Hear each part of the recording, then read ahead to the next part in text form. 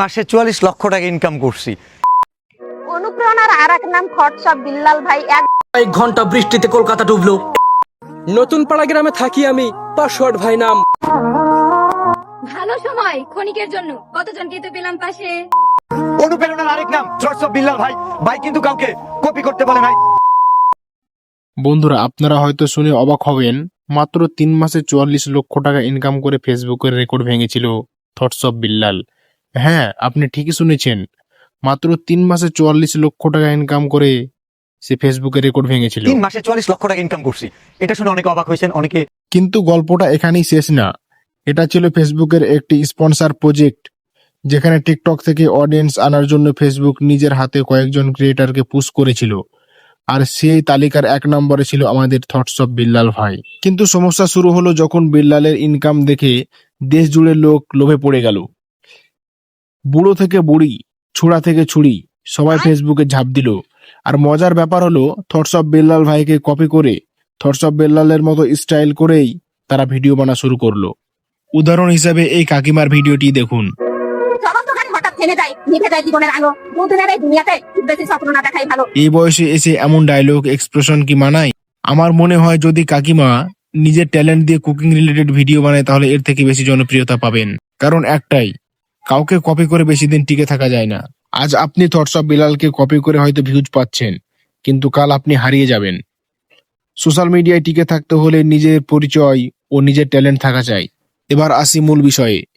Thoughts of বিল্লালের 44 লক্ষ টাকা income করা সোনার হরিণ অর্থাৎ ফেসবুক পেজ আজ কোথায়? অনেকে বলছে তার কাছের লোকেরা নাকি তার পেজ নষ্ট করে দিয়েছে, কিন্তু আসল সত্য অন্য। বিল্লাল ভাই তার নিজের ক্ষতি নিজেই করেছে।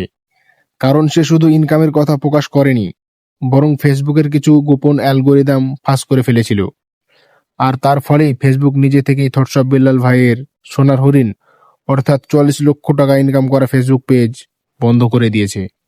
এবার আসি আমাদের ইন্ডিয়ার থটস অফ মাসুম ভাইয়ের দিকে। থটস অফ মাসুম ভাই হয়তো সোশ্যাল মিডিয়ায় আসার আগে অন্য কোনো কাজ করতেন, কিন্তু বিল্লাল ভাইয়ের ভিডিও দেখে তিনিও নেমে পড়েন সোশ্যাল মিডিয়ায়। এমনকি নামের মধ্যেও মিল রেখেছে। যেমন আমাদের বিল্লাল ভাইয়ের ফেসবুক পেজের নাম থটস অফ বিল্লাল, ঠিক এটা কি ব্যবহার করেছে আমাদের থটস অফ মাসুম ভাই। আমাদের মাসুম ভাইও তার ওই ফেসবুক পেজের নাম রেখেছে থটস অফ মাসুম। একেবারে কপি, হুবহু copy, copy dialogue, copy style. কিন্তু ভাই মনে রাখুন, কপি করে কেউ সফল হয় না। কিন্তু ভাই মনে রাখবেন, কাউকে কপি করে কখনো সোশ্যাল মিডিয়াতে টিকে থাকা যায় না। আপনার প্রতিভা আছে, সেটা আপনি আপনার নিজের মতো করে নিজের ট্যালেন্ট দিয়ে ফুটিয়ে তুলুন। কাউকে কপি করছেন কেন? নিজের ইউনিক আইডিয়া দিয়ে মানুষকে ছুঁয়ে দিন, তাহলে আপনি লং টাইম টিকে থাকবেন। কারণ শেষ পর্যন্ত সোশ্যাল মিডিয়াতে তারাই টিকে থাকে যারা নিজস্ব ট্যালেন্ট দিয়ে মানুষকে ইম্প্যাক্ট করে, কপি করে নয়।